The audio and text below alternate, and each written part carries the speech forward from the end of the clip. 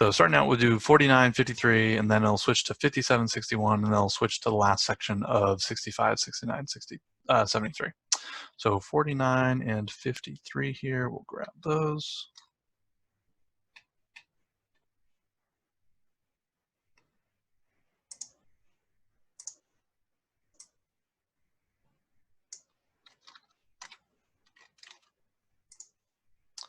So start out, we're looking at 49, then we'll jump to do 53 afterwards. So if I want to simplify this thing, if I have log base 2 of 2 to the x, there's two ways I can think about doing it. One is I can use my power rule, so my exponent property of logarithms, to take this x, which is an exponent, and put it out in front. So this is like saying I have x times log base 2 of 2. That's one way of doing it. This thing right here, log base 2 of 2, is just 1. So this thing is just going to equal x. Another way of thinking about this is if I wanted to look at this and say, okay, 2 to the what is going to equal 2 to the x. So if you want to take from log form and put it into exponential form, 2 to the mystery equals 2 to the x. What is my mystery? My mystery is just x. So either way you want to do it, I'm totally fine. Any questions on that one? So basically the answer to that is just y equals x. It's not a y equals here, but to simplify this thing, it would just simplify to x. Oh, okay. So if it was y equals log base 2 of 2 to the x, it would just be y equals x, yeah. Good with that one? Perfect. Looking at the next one here, so looking at 53, we have 7 raised to the log base 7 of x. When we're looking at this, if I have 7 raised to log base 7 of x, what this is saying is 7 raised to what equals x, right? So that's what this one like means. So 7 raised to whatever is x, okay? That's this chunk here. And then I'm saying 7 raised to that whatever thing. Well, what will that equal? Therefore, that will just give me x. So as we're looking at these two examples here, this is highlighting our property of logarithms, which is if I have log base 2 of 2 to the x, it's just x. So basically, this is log of base b for b to the x is just x.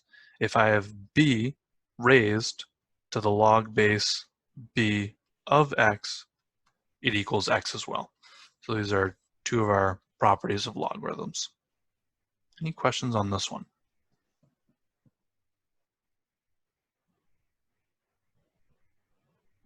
Perfect. No. So I'm going to look at 57 and 61 here, and then kind of midway through the video, it'll switch to doing the second half.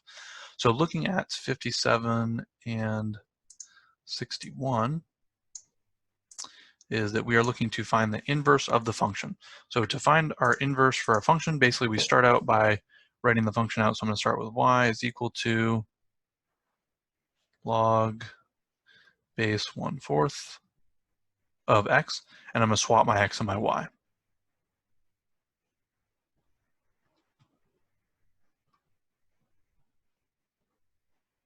So to get this y by itself, you can again just do your conversion between our log form and exponential form, or you can think about exponentiating this thing. So I personally think about it as exponentiating this thing.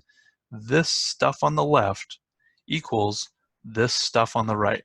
So if I want to do some number like 1/4 raised to the x and have it equal to 1/4 raised to this stuff, I can do that no problem. So what this turns into is, 1/4 raised to the x is equal to, now here I have 1/4 raised to the log base 1/4 of y. This is just going to cancel off and leave me with y. So now this is my inverse of the function. Any questions on that one? Perfect. Switch to doing number 61 here.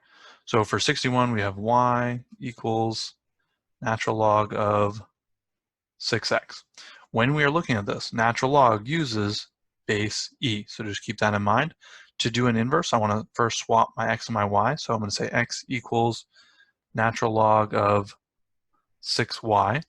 From here, I want to, again, get rid of this natural log thing. Well, how do I get rid of it? I'm going to exponentiate. I'm going to take e raised to both sides. E raised to x is just e to the x. On the right side here, if I have e raised to the natural log of 6y, it's just going to give me 6y. Now I'm saying, okay, well, I want to get y by itself, so let's divide by 6. Divide by 6. My final answer is y equals e to the x over 6. And I'm good to go. I have more questions about these types of like problems. Sure. What you got? I was wondering if you could also do 49 and 53. Those were the ones I struggled with. So looking at the 8.4 homework, we're going to start out, just caveat this with the fact that there's not going to be a ton of logarithmic graphing on the test. So just keep in mind that I wanted to get you guys some exposure with this stuff, but I'm not the most concerned with it. So just keep that in mind as we do these. The reason being is it's kind of difficult to set up the scale. I'm going to explain the scale that I use, but it's not super intuitive and it's a little bit tricky to understand without being fairly comfortable with our logarithmic functions. So the first one I'm going to start out with is this log 5 of x, okay, log base 5 of x. So when I'm looking at this thing, I'm saying, okay, well, as I look at this, I'm going to have a way of graphing, which I believe I included in the Google Classroom notes for this log summary sheet. If we go here, okay, so this second page explains how I would go about graphing these things. I'm going to just go through this briefly here and then kind of flip back so we can look at it. So parent function is just my standard thing, nothing really changed or flipped or anything about it. Log base b of x. Okay, so to do some sort of manipulations on this, I have my a here. B value is the same between these. I have x minus h and I have plus k. This is not the full version of it, as I could have like 5x in here. So there's actually a value out in front of this as well that could be distributed. So just keep that in mind. This is like the fairly simple version of it, but more complex than obviously the parent function is. So looking at here, the a value out in front is going to flip this thing and it's also going to stretch it. So if this thing is positive, basically it's graphed like the normal thing. If it's negative, it's going to be flipped upside down. And then the a value, its absolute value is going to depend on whether this thing happens a little faster or a little slower. Again, so just kind of steepening or widening that. If my a value is greater than 1, it's going to happen a little faster. Less than 1, it's going to happen a little bit slower. H value here is going to shift this thing. So if it looks like it's x plus 3, it's actually negative 3. If it looks like x minus 2, it's actually a positive 2. So H value is the one that always throws people off. It's kind of the opposite. If it's positive, then it's going to end up shifting it to the right. So if it looks negative, shifts to the right. Looks positive, shifts to the left. When I look at the d value here, d value in this equation is using k, so I should switch that to a k. I don't know why it's d. I went through and changed half the variables. Sometimes people just go a, b, c, d, but I switched this to k, so that's my bad. So k here is just indicating a vertical shift. So k is going to be whatever it is. So if it looks like plus 2, it's up 2, and if it looks like negative 2, it's going to be down 2. For the starting point for this thing, the reason I use the starting point of 1 plus h comma k is that log of 1 is going to give me 0, right? So any number raised to the 0 equals 1. So if I'm neutralizing that h value here, then I'm saying, okay, well, as I look at this thing, it's just going to have 0, and then it's going to be plus k. So any vertical shift that I have. From there, I have x equals h as my vertical asymptote, right? I can never actually plug in that h value because I can't do log of 0. I can also not do log of negative numbers. So for my domain, it's always going to be x is greater than h, and my range is going to be all real numbers. So this thing's going to stretch to negative infinity here, and it will very, very slowly reach up to positive infinity here. This would be just with a b-value greater than 1, and here's like a b-value between 0 and 1. So again, kind of think of our exponential growth versus exponential decay models, and if that sort of inverse got flipped. So that's the high level for this stuff. I'll grab this just to relate it back to the questions as I talk about them. So looking at, and just keep in mind this should be a K here.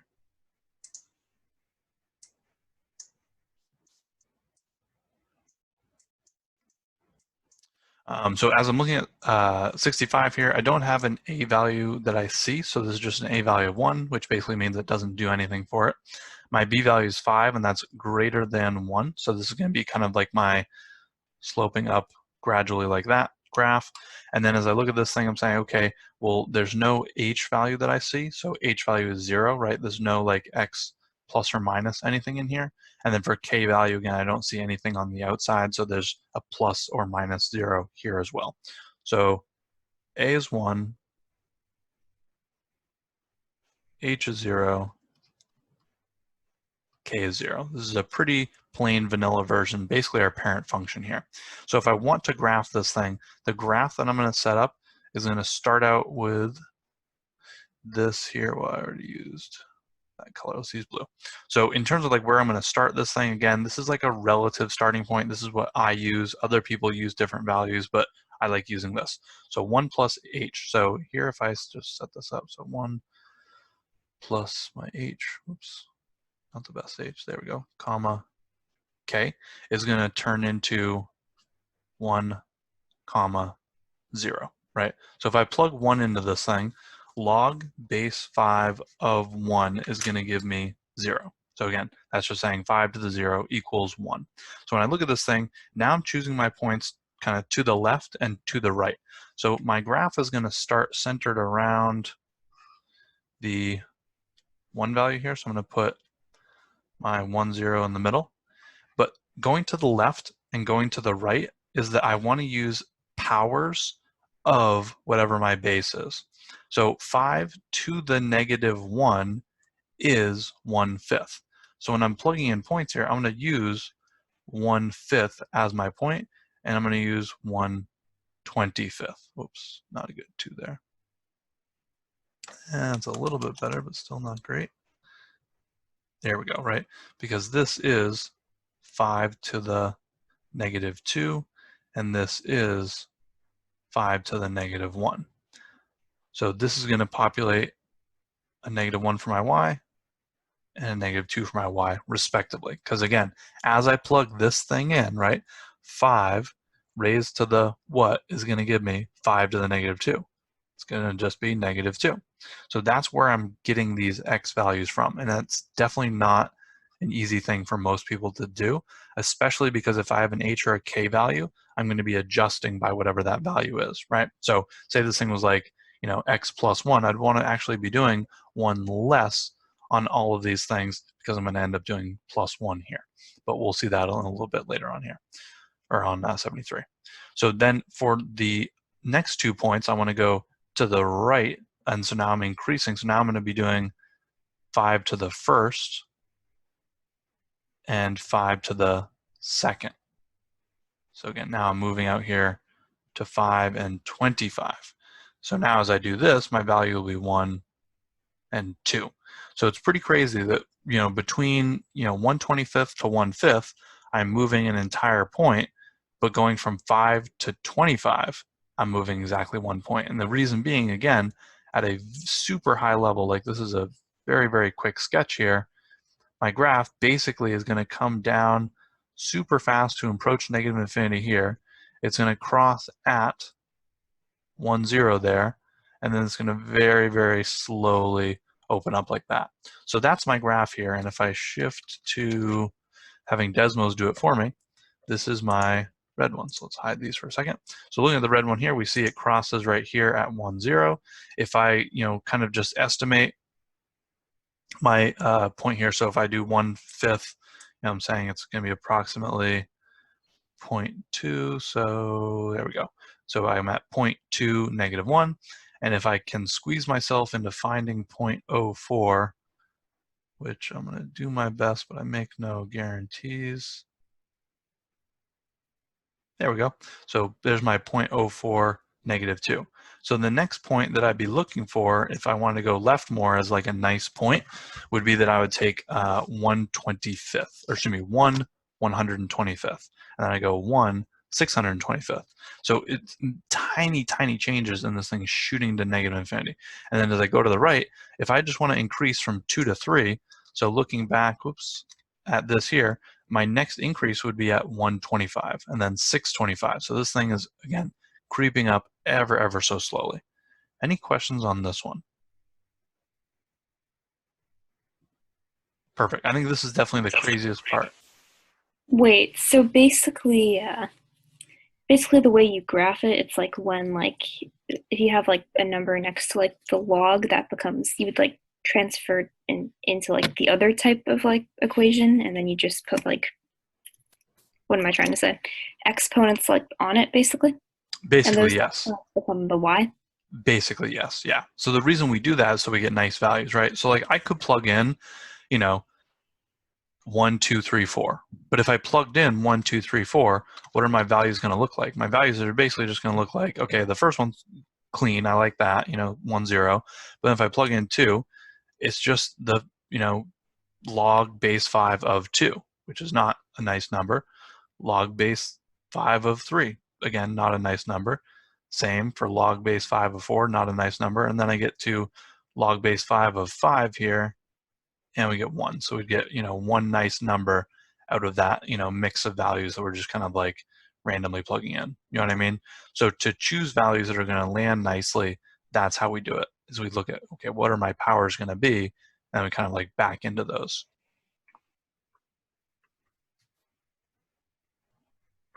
Cool. All right. So looking at number 69 here, I'm going to copy this down below.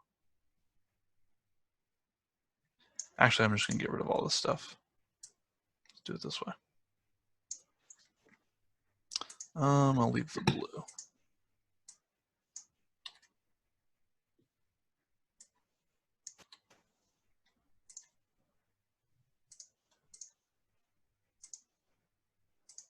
So looking at this one here, I want to find my AH and K values. So my A here is 1, nothing really crazy going on. H value is going to be the value inside. So it can be difficult to tell like what is the log base 8 of. So to help differentiate, I don't know, probably like 80% of the time or more. Definitely if it's ambiguous, they'll wrap it in parentheses. So since I don't see a set of parentheses around this, I know it's just this value. So again, if it was like 73, I'd see a set of parentheses around this thing. But since I don't, it's just that one value there. So my H value here, 0, but I do have a K value. And the K value is -2. I mean, we've had K values before, but the K value before is just 0, which is boring. So basically, this is just taking my log base 8 of x function and shifting it down 2. So in order to plug in points here, I'm going to be choosing nice points. Again, this is going to be centered off of my h value. So since my h value is 0, the first thing I want to plug in here is basically going to be 1 plus h, which is going to just be 1. So going to start with 1. And then I start doing my power of 8 stuff. So think about 8 to the -1 and 8 to the -2, and then 8 to the first and 8 to the second. So I'm going to plug in 64, 8, 1/8, and 1/64. When I plug that in, I'm going to get -2, -1, 0, 1, and 2. And we see this graph right here. So again, shifted down a little bit. Whoops, I totally forgot to include this -2 value in all these. So this would be my value, and then I have to subtract my 2 from each of them.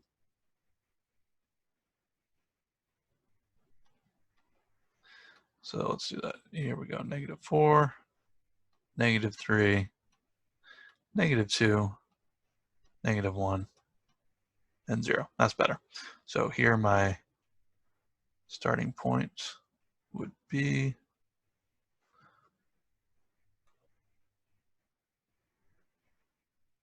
1, -2.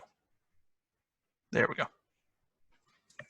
Graph of this thing, I'm gonna zoom out just a smidge and readjust it, is again coming to my vertical asymptote at y equals, or excuse me, at y equals 0, or excuse me, x equals 0. And then my value is going to creep slowly up to the right and shooting again very, very quickly down to the left here. Any questions on this one? So I guess I mentioned it before, but I didn't explicitly go over it. So we'll talk about domain, range, vertical asymptote stuff for this. So my domain for this is all real numbers, just like it was for the other one. My range, oops, oh my goodness, what am I doing? Domain here is going to be x's that are limited. So the thing that I plug into my log cannot be 0 and it cannot be negative. So here I'm going to have x's greater than 0. For my range, that's where I'm getting my all real numbers. For my vertical asymptote, I'm going to get x equals 0. This is from x equals h. And then for my vertical asymptote, I think that's all I ask you for, yeah.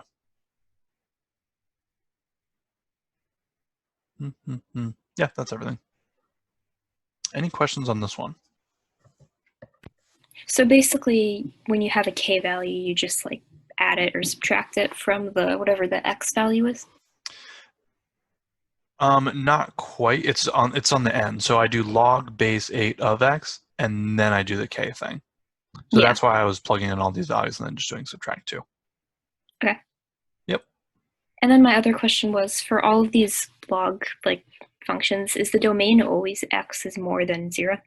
No, it'll change a little bit. So this one's actually going to have a different domain, 73. The Okay. range is always all real numbers. And then the vertical asymptote will change as well. What changes the domain? The things that I can plug in. So like when I do a log thing, so let's just say like we were doing normal log, common log stuff with log base 10. If I was doing log, and I'll just write the base 10 here of x, what values could I plug in for x, right? So could I do, so this is the same thing as just writing log x. So what if I wanted to do log of 10? Could I do it? Yeah, log base 10 of 10 is 1. Could I do log of 0? Nope.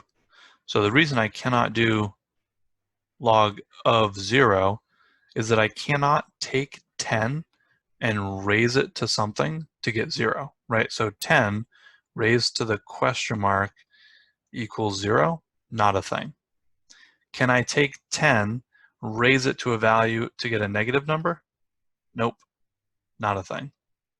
So as I look at these things, that's what's giving me x value that's going to be greater than or equal to, or should be greater than whatever that 0 value would be. And I say 0 value because like in this one here in 73, it's okay if I plug in -1. It's okay if I plug in -2, -3, but I cannot plug in -4. So like for this one, my domain is going to be x greater than -4. Does that make sense? Yeah. Cool.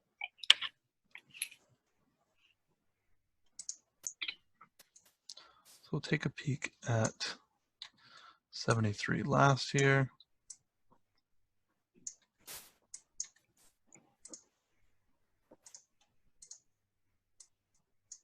Oops.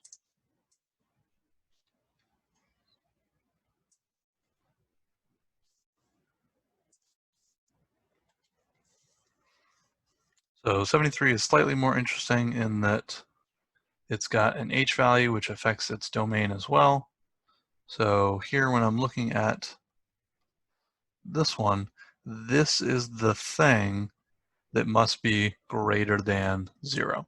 So as I look at this, I'm saying, okay, well, I cannot plug in -4, but I can do everything greater. So my domain for this thing is going to be x greater than -4. So to do that, again, you're always just setting this thing greater than 0, and then you solve for the x value. So there's my domain. For my range, it's still all real numbers. And then if I were to say, okay, well, what is my vertical asymptote? Oops, there we go.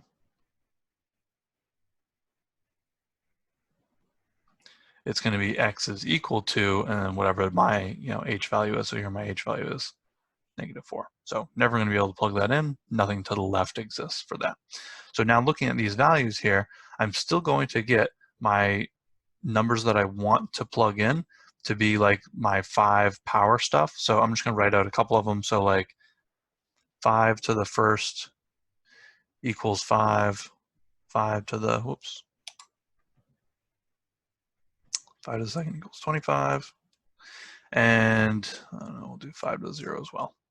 The fractions are just a little bit harder, whoops, to illustrate, so that's why I'm sort of skipping those. So to get a 0, what do I plug in? Well, if I'm trying to get this value to just be 5, then I'm just going to end up plugging in a 1 into this thing. So again, these things are all being shifted left 4. So basically, if I were choosing these values, I still want to be plugging in 1, 5, and 25, but for each of them, it's going to be -4, -4, -4 when I'm plugging them in, because my h value is -4. So again, since I am going to be adding here, I want to just offset that. So the numbers that I would be looking to plug in would be my 2 fractions, which I'll talk about in 1 second. So I'm going to start by just scooting down a smidge here. So just looking at this, if I want to plug in 25, what am I actually going to be plugging in? I'm going to actually be plugging in 21. For 5, I'm actually going to be plugging in 1. And then for my 5 value, I'm actually going to be, oops, let's fix this here.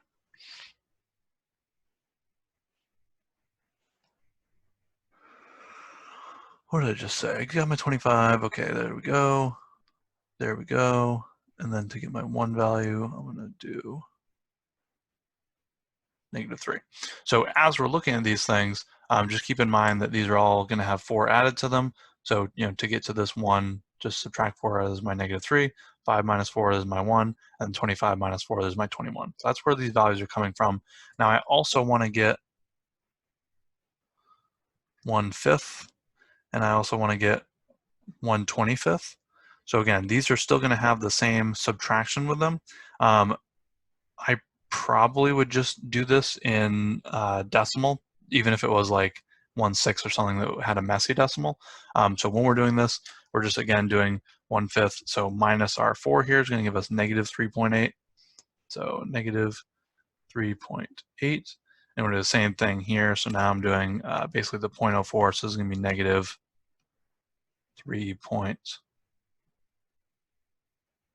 -3.96. So again, getting very, very close to, but not actually evaluating for that -4 value. So now when I plug these things in, I'll get -2, -1, 0, 1, and 2. And we can see that in this graph right here. Boom. So again, we see this thing got shifted to the left 4 units. So I'm not going to put the original graph back. And we can see, okay, green compared to red, what happened with green? Well, the green stuff got shifted 1, 2, 3, 4 units to the left by doing an h value here of -4. If I wanted to move this thing, like I had my second one shifted down, I could do -2, and it'll bump this thing down. So just keep in mind that when we're doing these sorts of shifts, I'm going to do the original one back in here. That these things are going to move our graph around in those different ways. So started with red. My red thing then got shifted to the left 4. And then to get to my green thing, I shifted down 2 from there. So this is left 4, down 2 from my original thing. If I did some stuff like I changed the value of A, so let's say I made this like 3, for example, we see it's a little bit steeper and it changes those values, but it'll ultimately have the same pattern. So that one that is why that one is a little bit difficult to describe, is that it kind of stretches the whole thing out. So things are going to be, in different positions. Any questions on this stuff?